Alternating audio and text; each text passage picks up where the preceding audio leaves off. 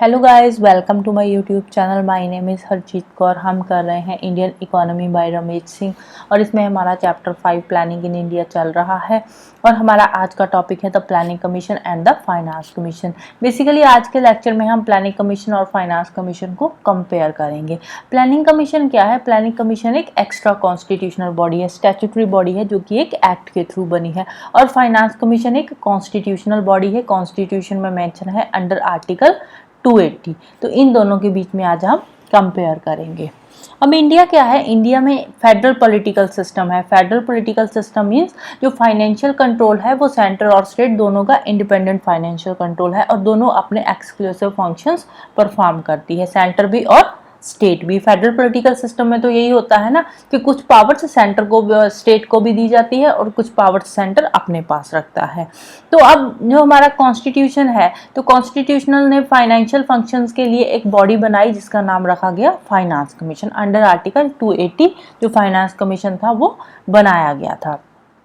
Finance commission president को recommend करता है कि कैसे फाइनेंशियल रिसोर्सेज को डिस्ट्रीब्यूट करना है between the union and the states. दोनों के बीच में फाइनेंशियल रिसोर्सेज की डिस्ट्रीब्यूशन कैसे करनी है ये फाइनेंस कमीशन रिकमेंड करता है प्रेसिडेंट को। बट हुआ क्या, जो फाइनेंस कमीशन की पावर्स है ना उसको कहीं ना कहीं प्लानिंग कमीशन क्या करता है, उसको लिमिट करके रख देता है। प्लानिंग कमीशन फाइनेंस कमीशन की पावर्स को, फाइनेंस कमीशन रिकमेंड करता है कि कैसे स्टेट्स, जो सेंटर है वो स्टेट को ग्रांट्स देगा या फिर जो लोन्स वगैरह देता है या जो भी कुछ है वो सारा कुछ कौन रिकमेंड करता है? फाइनेंस कमीशन रिकमेंड करता है।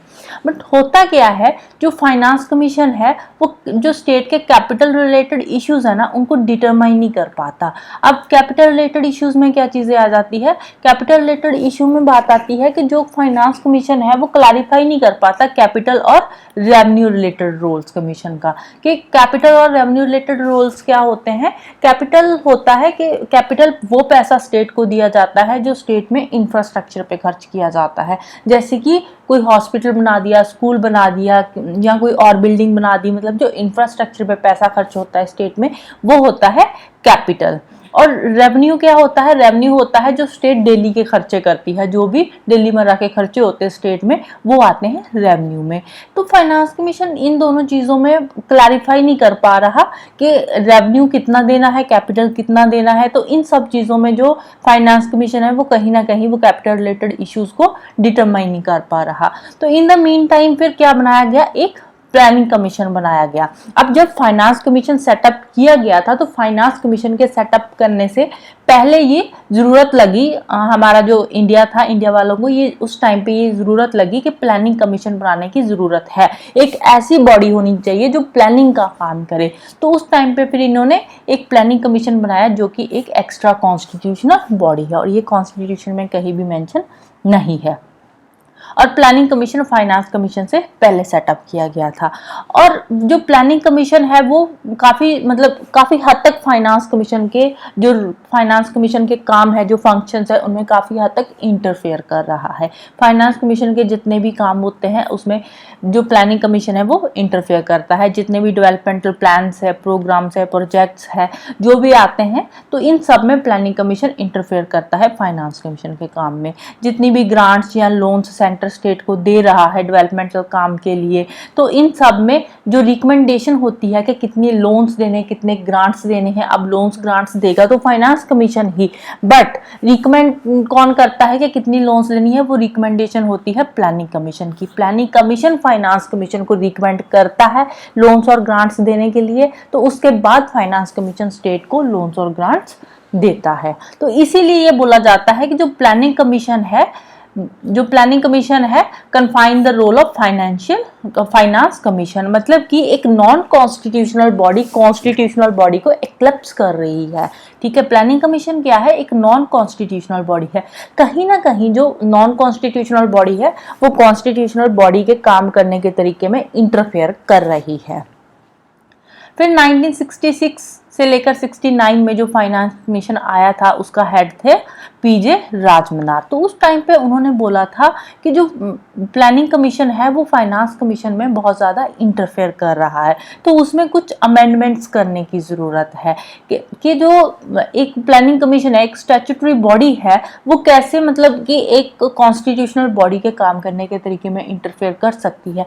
लेकिन उस टाइम पे क्या हुआ, उस टाइम पे गवर्नमेंट थी, उसके बाद भी जो गवर्नमेंट्स आई सेंट्रल लेवल पे, जितनी भी सक्सेसिव गवर्नमेंट्स आई, उन्होंने उसकी बात पे कोई भी ध्यान नहीं दिया। उस टाइम पे जो भी उन्होंने बातें बोली थी उस पर कोई भी ध्यान नहीं दिया गया, कुछ भी उस पर कोई अमेंडमेंट नहीं हुई, कुछ नहीं हुआ, जैसे था वैसे ही काम आगे चलता रहा। लेकिन 1990 में जाकर फिर कुछ इवेंट्स ऐसे हुए कि जिसके चलते हुए फिर उनको देखना पड़ा कि जो स्टेट है उसको भी हमें थोड़ा सा पावर में लाना पड़ेगा, जो स्टेट का रोल है उसको भी हमें डिफाइन करना पड़ेगा, जो डिसेंट्रलाइजेशन का प्रोसेस है उसको थोड़ा सा अब बढ़ावा देने की जरूरत है। अब 1990s के बाद ऐसा क्या हुआ था, सबसे पहले 1991-92 में आए इकोनॉमिक रिफॉर्म्स। अब जब इकोनॉमिक रिफॉर्म्स आए थे तो इकोनॉमिक रिफॉर्म्स के टाइम पे स्टेट्स की इकोनॉमिक पार्टिसिपेशन में एक्टिव पार्टिसिपेशन की ज़रूरत थी, तो इसीलिए फिर उस टाइम पे इस चीज़ को कंसिडर किया गया था। सेकेंडली 1992 में 73rd और 74th अमेंडमेंट हुई। 73rd अमेंडमेंट में पंचायती राज इंस्टीट्यूशंस बनी थी, 74th अमेंडमेंट में म्यूनसिपैलिटीज़ बनी थी, 1992 में अमेंडमेंट हुई थी और 1993 में ये इनैक्ट हुई थी। तो उस टाइम पे फिर पार्टिसिपेटिंग प्लानिंग का प्रोसेस सामने आया था, पार्टिसिपेटिव प्लानिंग की ज़रूरत इनको लगी थी, जिसके चलते हुए ये अमेंडमेंट्स हुई थी। और उसके अलावा क्या हुआ था, उस टाइम पे कॉलिशन इरा चल रहा था। पहले क्या था, पहले एक ही स्ट्रॉन्ग पार्टी थी कांग्रेस की, ठीक है, इसके अलावा जो छोटी मोटी पार्टीज थी वो इतनी ज़्यादा स्ट्रॉन्ग नहीं थी, ज़्यादा जो मेजर पार्टी थी वो कांग्रेस ही थी, तो वो अपने हिसाब से काम करते रहते थे। लेकिन 1990s के बाद क्या हुआ, स्टेट्स में बहुत सारी छोटी छोटी पार्टीज बननी शुरू हो गई, जैसे कि यूपी में बात करें समाजवादी पार्टी थी, बहुजन समाजवादी पार्टी काफ़ी स्ट्रॉन्ग पार्टी उस टाइम पे ये बनी थी। इसके अलावा साउथ इंडिया में भी बहुत सारी पार्टीज बनी थी। तो उस टाइम पे फिर बहुत सारी पार्टी स्टेट्स में भी बन रही थी, तो कॉलिशन इरा आ रहा था, सेंटर में कोई और गवर्नमेंट है, स्टेट्स में कोई और गवर्नमेंट है, तो जिसके चलते हुए जो रीजनल अफिलिएशन की ज़रूरत थी, regional affiliation came together to form a government. तो बहुत सारी छोटी छोटी रीजनल पार्टीज इकट्ठी होकर अपनी गवर्नमेंट बना रही थी। तो इसीलिए फिर जो 10th फाइनेंस कमीशन आया उसकी रिकमेंडेशन को देखते हुए फिर कॉन्स्टिट्यूशनल अमेंडमेंट मेकिंग एक ऑल्टरनेटिव मेथड ऑफ डेवोल्यूशन लेकर आए 1995 में। इसके अलावा उस टाइम पे और बहुत सारी चीज़ें चल रही थी, जैसे कि टाइम के अकॉर्डिंग टैक्स रिफॉर्म्स हुए, एग्रीकल्चरल डेवलपमेंट हुई, इंडस्ट्रियल एक्सपेंशन हुई। तो इसको देखते हुए भी लगा कि जो स्टेट है उसकी पार्टिसिपेशन की ज़रूरत है अब। तो 2002 में क्या हुआ था, 2002 में फिर इनको लगा कि अब फाइनेंशियल रिसोर्सेज को प्रमोट करने की ज़रूरत है फॉर द डेवलपमेंटल रिक्वायरमेंट। तो 2002 में फिर जब 12th फाइनेंस कमीशन की बात चल रही थी, 12th फाइनेंस कमीशन 2005 से 10 तक का था, तो 12th फाइनेंस कमीशन की सेटिंग मतलब 12th फाइनेंस कमीशन को सेटअप कर रहे थे। तो उस टाइम पे जो मिनिस्टर ऑफ फाइनेंस थे हमारे, तो उन्होंने अनाउंस करा था कि जो फ्यूचर प्लानिंग कमीशन होगा ना, वो फाइनेंस कमीशन के रोल में मोर और लेस रोल प्ले करेगा। जो फाइनेंस कमीशन का काम है उसमें इतना ज़्यादा रोल प्ले नहीं करेगा। तो इन द सेम अनाउंसमेंट जो हमारे फाइनेंस मिनिस्टर थे 2002 में, तो इन द सेम अनाउंसमेंट उन्होंने ये भी बोला कि हम जो गवर्नमेंट होगी, जो गवर्नमेंट बनेगी, तो उसमें जो प्लानिंग कमीशन का एक मेंबर होगा ना, वो at the same time finance commission का भी मेंबर होगा।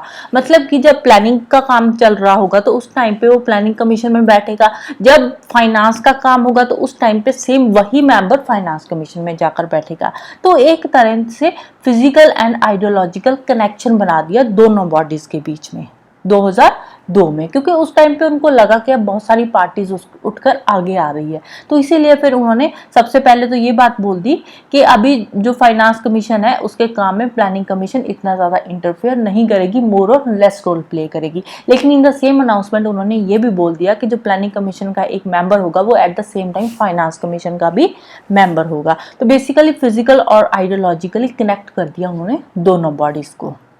अब इस टाइम पे फिर उन्होंने जो 4th फाइनेंस कमीशन ने रिकमेंडेशन दी थी, यहाँ पे आकर अब 2002 में आकर उनकी रिकमेंडेशन को जहाँ पे इन्होंने एक्सेप्ट करा था। अब उस टाइम पे फिर क्रिटिक्स बहुत सारी बातें कर रहे थे, बहुत सारा क्रिटिसाइज कर रहे थे इनके काम को कि कैसे एक constitutional body non constitutional body sorry, जो एक non constitutional body constitutional body के काम में इंटरफेयर कर सकती है। अब एक कॉन्स्टिट्यूशन में मेंशन है बॉडी, तो अब वो ज़्यादा स्ट्रांग होनी चाहिए ना, बट एक्चुअल में ऐसा नहीं हो रहा, तो क्रिटिक्स ऐसे बहुत सारी बातें कर रहे थे उस टाइम पे भी।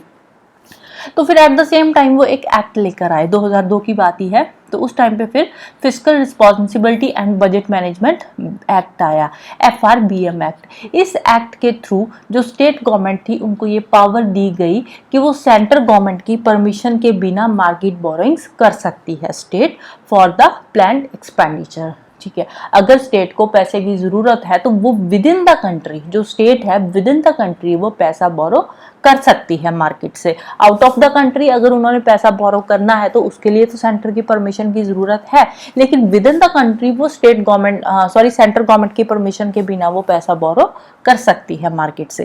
पहले क्या होता था, पहले अगर स्टेट ने मार्केट से पैसा बोरो करना होता था, कंट्री के अंदर ही भी अगर पैसा बोरो करना होता था, तो उस टाइम पे भी उनको सेंट्रल गवर्नमेंट की परमिशन लेनी पड़ती थी। लेकिन फिस्कल रिस्पॉन्सिबिलिटी और बजट मैनेजमेंट के अंडर उन्होंने ये स्टेट गवर्नमेंट को ये पावर दे दी थी कि अब स्टेट गवर्नमेंट पैसा बोरो कर सकती है without the permission of central government. अब इससे क्या हुआ था, इससे जो पार्टिसिपेटरी प्लानिंग था उसको थोड़ा बूस्ट मिला था। अगर हम टैक्स रिफॉर्म्स की बात करें तो स्टेट के पास पहले भी टैक्स मिलते थे। पहले वैट होता था, वैल्यू एडेड टैक्स होता था, जिससे स्टेट को कुछ पैसा कलेक्ट होता था, और उसके बाद वैट गया तो वैट के बाद जीएसटी आ गया। आज की डेट में जीएसटी है, तो जीएसटी का कुछ कंट्रीब्यूशन जो है वो स्टेट को दिया जाता है। तो जनवरी 2015 में फिर नीति आयोग आ गया। अब प्लानिंग कमीशन हुआ करता था पहले, फिर प्लानिंग कमीशन को रिप्लेस करके आ गया नीति आयोग। अब नीति आयोग और फाइनेंस कमीशन, इन दोनों के बीच में तो कोई कंपैरिजन है ही नहीं है, क्योंकि नीति आयोग क्या है, नीति आयोग एक पॉलिसी थिंक टैंक है, ये पॉलिसीज बनाता है, तो इसका फाइनेंस कमीशन के साथ तो कोई लेना देना है ही नहीं है। दूसरा, नीति आयोग में क्या है, नीति आयोग में अब जो नीति आयोग की गवर्निंग काउंसिल है, गवर्निंग काउंसिल में सारी स्टेट्स के सीएम उसके मेंबर है, तो बेसिकली हर एक स्टेट को नीति आयोग में रिप्रेजेंट किया जाता है। तो इस तरह से अब जो नीति आयोग है, नीति आयोग में हर एक स्टेट को एक स्ट्रांग पोजीशन मिल रही है, क्योंकि सारी स्टेट के सीएम तो नीति आयोग की गवर्निंग काउंसिल में बैठे ही हैं। तो इसीलिए बोलते हैं कि जो नीति आयोग है, NITI Aayog is the best friend of states in the centre, right. So that's all about today. तो जाने से पहले वीडियो को लाइक कर देना, शेयर कर देना और चैनल को सब्सक्राइब कर लेना। Thank you, bye bye and have a nice day.